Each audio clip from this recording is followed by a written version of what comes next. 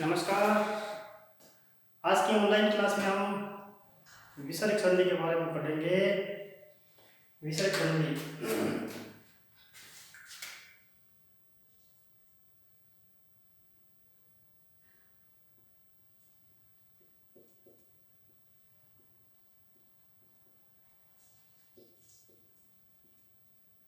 विसर्ग संधि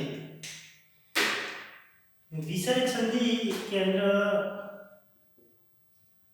जो प्लस का निशान रहता है, इसके इधर विसर्ग लगा रहे हैं तो वो विसर्ग संधि होती है।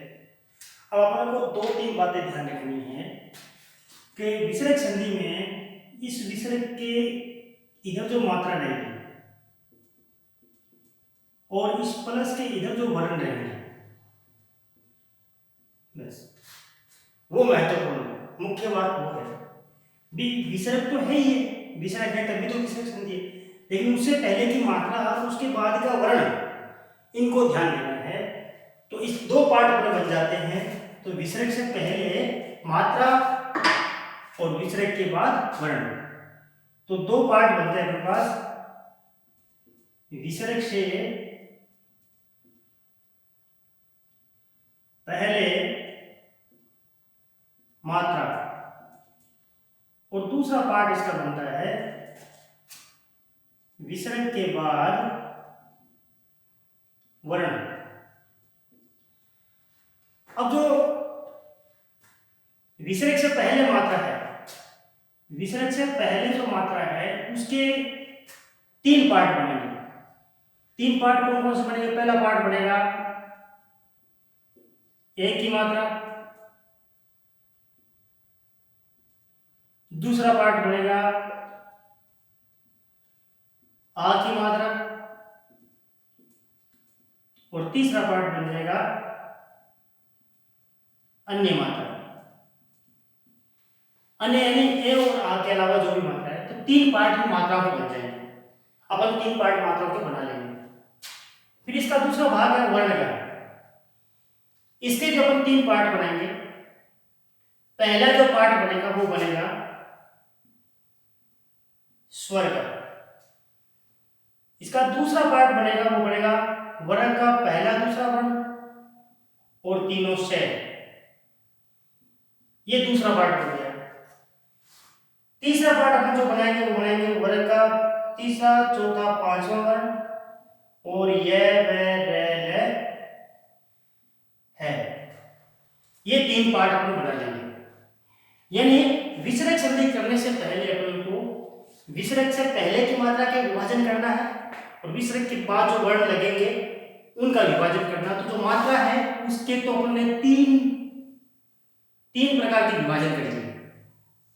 ये तीन प्रकार के विभाजन, और जो वर्ण है उन वर्ण के भी अपन ने ये तीन प्रकार के विभाजन अपने कर लिए।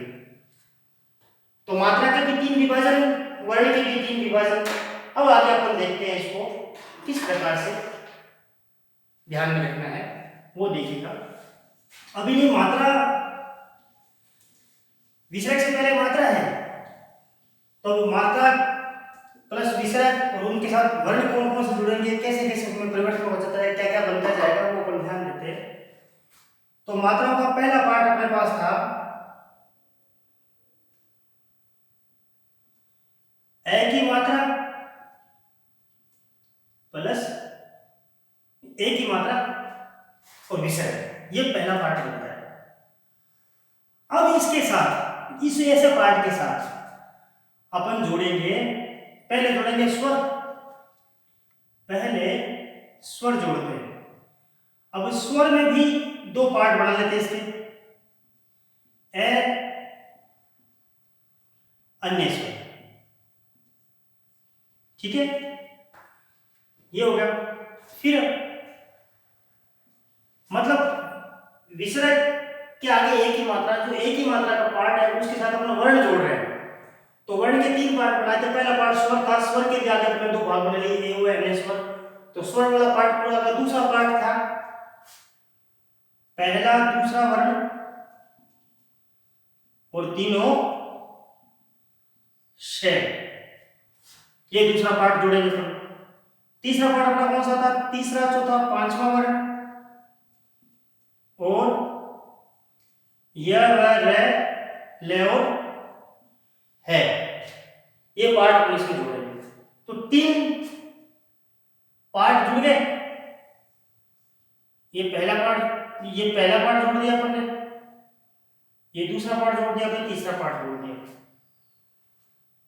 अब क्या होगा इस कंडीशन में? विसर्ग का यहां तो बन जाएगा ओ, यहां विसर्ग का लोप,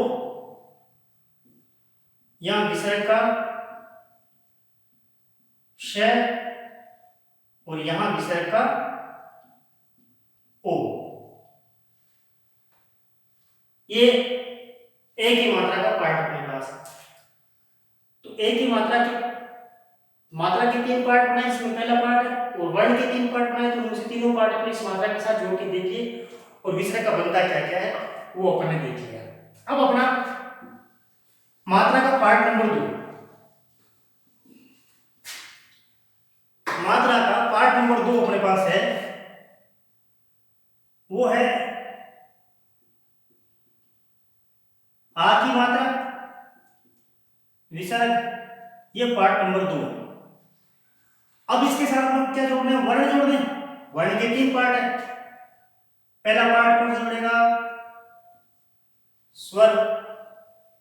दूसरा पार्ट कौन सा जोड़ेंगे? पहला दूसरा वर्ण और तीनों, पहला दूसरा वर्ण और तीनों से जोड़ेंगे।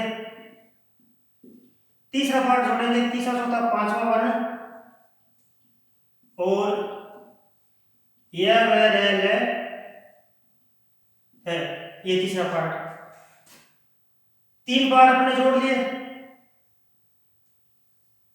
तो 3 पार्ट जोड़ने के बाद विसर्ग का बनेगा क्या?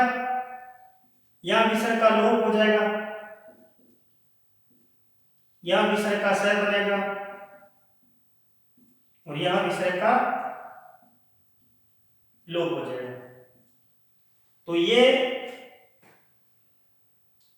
मात्रा का या मात्रा के साथ वर्ण जुड़ने का दूसरा पार्ट। अब अपना है तीसरा वर्ती पार्ट। तीसरा वर्ती पार्ट वो है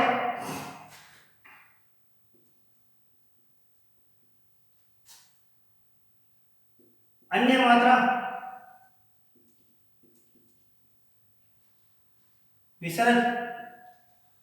अन्य मात्रा यानी ए आपको छोड़कर मात्रा, इसके बाद अपन 3 पार्ट, वर्ण के 3 पार्ट वो जोड़ेंगे। पहला पार्ट स्वर, दूसरा पार्ट पहला दूसरा वर्ण, तीनों से, तीसरा पार्ट तीसरा, चौथा, पांचवा वर्ण और यह व र ल है, ये 3 पार्ट हो जाएंगे। इन तीनों पार्टों को, वर्णों के तीनों पार्ट अपने जोड़े, तो इसका परिणाम क्या निकलेगा? तो इनका परिणाम निकलेगा यहां विसर्ग का र बनेगा, यहां विसर्ग का स बनेगा और यहां विसर्ग का र बनेगा। ऐसे अपने 3 पार्ट बन गए।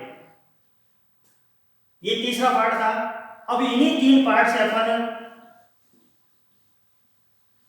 3 पार्ट से संधियों के नाम देखते हैं कि जहां यानी विसर्ग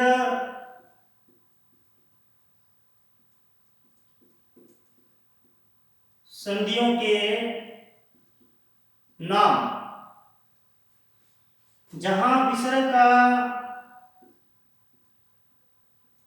स बना तो संधि का नाम सत्व संधि।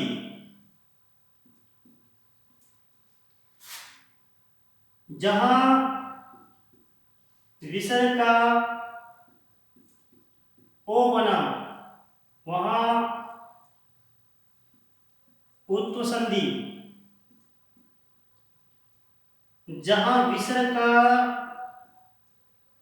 रे बना वो रुत्व संधि, जहां विसर्ग का लोप हुआ वो लोप संधि।